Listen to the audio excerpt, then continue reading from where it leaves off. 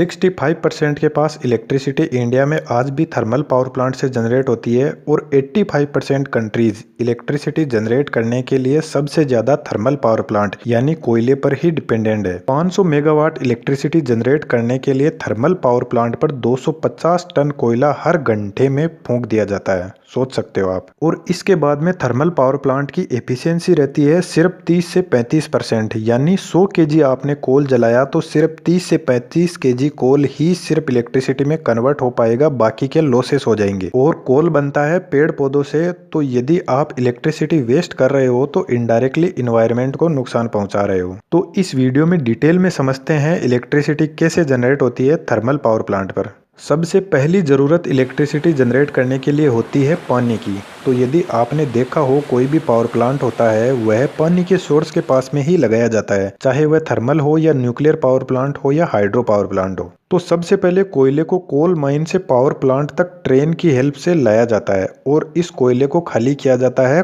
कोल yard के अंदर। कोल yard वह जगह होती है जहां कोयले को पावर प्लांट में रखा जाता है कोल मैनेजमेंट के लिए, और यह कोल यार्ड अराउंड 50% के आसपास जगह पावर प्लांट की कंज्यूम कर जाता है। इंडिया में 2018-19 के ईयर में 622.22 मिलियन टन कोयला इलेक्ट्रिसिटी जनरेट करने के लिए यूज हुआ, और यह कोयला या तो जमीन खोद कर निकाला जाता है या फिर पेड़ों को काट कर बनाया जाता है। जैसे कोल इंडिया लिमिटेड एक बिगेस्ट कोल माइनिंग कंपनी है इंडिया की। तो जब इस कोल को खानों से निकालकर पावर प्लांट तक लाया जाता है तो इसमें बहुत सारी इम्प्योरिटीज होती है। तो सबसे पहले इसमें से बेस्ट क्वालिटी के कोयले को अलग किया जाता है, फिर इस साफ किए हुए कोयले को कन्वेयर बेल्ट की मदद से भट्ठी तक पहुंचाया जाता है। पर भट्ठी तक पहुंचने से पहले इसको एक और प्रोसेस से गुजरना पड़ता है जिसको कहते हैं पुल्वराइजेशन की प्रोसेस। सीधी भाषा में समझे तो इसमें कोयले को एकदम बारीक पीस दिया जाता है बॉल मिल की हेल्प से। और कोयले को इसलिए पीसा जाता है ताकि जहां भट्ठी में कोयला जलता है वहां पर कोयला पूरा अच्छे तरीके से जल सके, एवरी सिंगल एटम जो कोल का है उससे पूरी एनर्जी निकल सके। तो जब यह पिसा हुआ कोयला इस आग की भट्ठी में जलता है तो इस भट्ठी के ऊपर लगा रहता है यह बॉयलर, जिसको आप देख सकते हो। तो इस बॉयलर की इन पाइपों के अंदर पानी घूमता रहता है और इस भट्ठी की आग से यह पानी गर्म होने लग जाता है। इस बॉयलर के अंदर पानी को इन पाइपों के अंदर इसलिए घुमाया जाता है ताकि इन पाइपों के चारों तरफ से आग लग सके और पानी जल्दी से गर्म हो सके स्टीम बनने के लिए। बॉयलर के अंदर जो पानी यूज होता है वह मिनरल फ्री वाटर यूज होता है, क्योंकि पानी को जब मिनरल होंगे तो पानी को ज्यादा टाइम लगेगा गर्म होने में और स्टीम बनने में। अब बात आती है बॉयलर में पानी कहां से आता है। तो बॉयलर में पानी आता है इकोनोमाइजर से, और इकोनोमाइजर एक छोटा सा टैंक जैसा होता है जिसको आप देख सकते हो। और इस इकोनोमाइजर को सेट किया जाता है इस आग की भट्ठी के पास में एकदम टच करके, ताकि पानी बॉयलर में जाने से पहले इस भट्ठी से थोड़ा गर्म हो जाए। और इस इकोनोमाइजर में पानी कहां से आता है उसकी अपन आगे बात करेंगे, वहां पर आपको अच्छे से समझ आएगा। अब जो यह थर्मल पावर प्लांट है इसमें इस आग की भट्ठी को लेकर दो प्रॉब्लम सबसे बड़ी आती है। पहली, जब इतना मिलियंस ऑफ टन कोयला जलता है तो इससे बनने वाली जो राख होती है उसका मैनेजमेंट का। अब आप सोच सकते हो कि 500 मेगावाट इलेक्ट्रिसिटी जनरेट करने के लिए 250 टन कोयला हर एक घंटे में जलाया जाता है। और जो दूसरी प्रॉब्लम है, जब कोयला पिसी हुई फॉर्म में जलता है तो इसको धुएं की फॉर्म में चिमनी से होते हुए इन्वायरमेंट में उड़ने का डर रहता है, क्योंकि यदि इतनी मिलियंस ऑफ टन कोयला में से यदि 1 टन कोयला भी उड़ गया तो कुछ ही दिनों में शहर में काले बादल छा जाएंगे। तो इस गर्म राख को मैनेजमेंट के लिए सीमेंट की फैक्ट्री में भेज दिया जाता है जहां सीमेंट बनती है। और बहुत से सीमेंट के प्लांट तो ऐसे भी है जिनका खुद का पावर प्लांट होता है इलेक्ट्रिसिटी जनरेट करने के लिए। दूसरा, जब कोयला जलता है तो जो कोल के भारी पार्टिकल होते हैं वह तो नीचे बैठ जाते हैं, पर जो हल्के पार्टिकल होते हैं वह फ्लू गैसेस के साथ में उड़ने लगते हैं। तो इन फ्लू गैसेस को एनवायरनमेंट में छोड़ने से पहले इलेक्ट्रोस्टैटिक प्रेसिपिटेटर से गुजरना पड़ता है, जिसको शॉर्ट में बोलते हैं ESP। और यह इलेक्ट्रोस्टैटिक प्रेसिपिटेटर लगा रहता है जो पावर प्लांट की चिमनी होती है उसमें। तो यह ESP जो जले हुए कोल के पार्टिकल्स होते हैं उनको अलग कर देता है और जो गर्म हवा होती है उसको एनवायरनमेंट में छोड़ देता है, और उसी उड़ने वाली राख को बोलते हैं फ्लाई ऐश। और दोस्तों, यह इलेक्ट्रोस्टैटिक प्रेसिपिटेटर ही यह वह डिवाइस है जो एयर पोल्यूशन को कम करता है। यह एयर में जो भी स्मोक और गैस के पार्टिकल होते हैं उनको रोक लेता है और जो गर्म एयर होती है उनको एनवायरनमेंट में छोड़ देता है।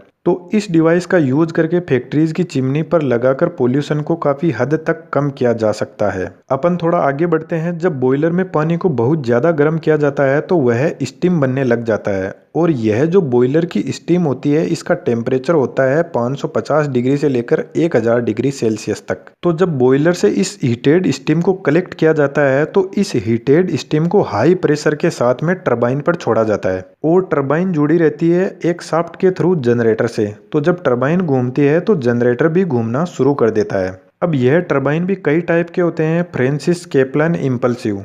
इनमें से कुछ तो पानी के बड़े बड़े शिप्स और पनडुब्बियों में यूज होते हैं और कुछ एयरप्लेन में यूज होते हैं, पर जो थर्मल पावर प्लांट में मेनली जो टरबाइन यूज होता है वह इम्पल्सिव टरबाइन यूज होता है। तो जब यह हाई हीटेड स्टीम टरबाइन पर पड़ती है तो सबसे पहले इस स्टीम का प्रेशर भी ज्यादा होता है और टेम्परेचर भी ज्यादा होता है। तो यह स्टीम सबसे पहले हाई प्रेशर टरबाइन पर गिरती है। हाई प्रेशर टरबाइन साइज में छोटे होते हैं, लेकिन इनको घूमने के लिए हाई प्रेशर की जरूरत पड़ती है। आप इनको देख सकते हो यहाँ पर। जब यह स्टीम हाई प्रेशर टरबाइन से आगे निकलती है तो इस स्टीम को थोड़ा टेम्परेचर और प्रेशर कम हो जाता है। इस हाई प्रेशर टरबाइन के आगे लगा रहता है लो प्रेशर टरबाइन। यह साइज में बड़े पर लो प्रेशर पर भी घूम सकते हैं यह। और यह जो स्टीम होती है ना, यह टरबाइन की हर एक ब्लेड पर लगभग 250 किलो वजन जितना प्रेशर लगाती है। तो आप सोच सकते हो आप इस स्टीम का टेम्परेचर और प्रेशर कितना ज्यादा हाई होता है। तो जब इन दोनों टरबाइंस का यह सेट घूमता है तो इनसे जुड़ा हुआ जनरेटर भी घूमने लग जाता है। अब यह स्टीम इस टरबाइन से आगे निकलती है तो आगे लगा रहता है कंडेंसर, और यह कंडेंसर के थ्रू स्टीम को ठंडा करने के लिए कूलिंग टावर के पास में भेज दिया जाता है, क्योंकि इतनी हाई टेम्परेचर वाली स्टीम को इन्वायरमेंट में छोड़ना बहुत ही रिस्की है। अब यह जो कंडेंसर है ना, इसकी बहुत ही गजब का काम है। यह एक तरीके से इंजीनियर्स का बहुत ही जबरदस्त दिमाग है। कैसे, वह देखते हैं। जब गर्म स्टीम टरबाइन से कंडेंसर के पास में आती है तो कंडेंसर इस स्टीम को ठंडा करने के लिए कूलिंग टावर के पास में भेज देता है, और जब यह स्टीम ठंडा होकर पानी के रूप में कूलिंग टावर से वापस दूसरे पाइप में कंडेंसर के पास में आती है तो इन दोनों पाइप को एकदम पास पास में सेट किया जाता है इकोनॉमिकली बेनिफिट के लिए। कैसे?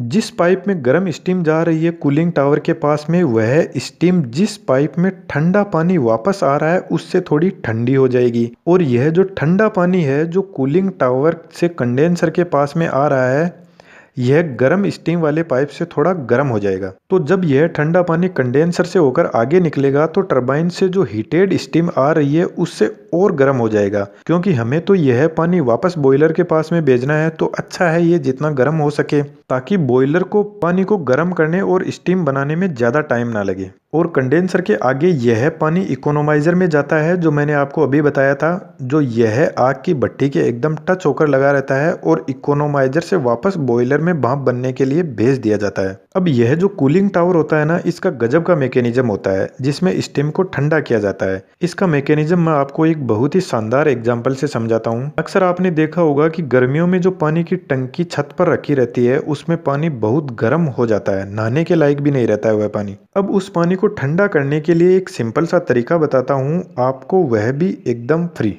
तो जब भी आप नहाने जाओ उससे पहले एक पानी का टब या बाल्टी लेकर उसमें फंवारा चला देना, यही बाथरूम में नहाने वाला फंवारा। जब पानी फंवारे से लेकर टब तक आएगा बूंदों के रूप में, तो यह पानी हवा के संपर्क में आकर काफी हद तक ठंडा हो जाएगा। और यदि आपने इस फंवारे वाली बूंदों पर फैन चला दिया तो यह पानी बहुत ही ठंडा हो जाएगा। और यही सेम मैकेनिज्म यूज होता है कूलिंग टावर में और बारिश के पानी में।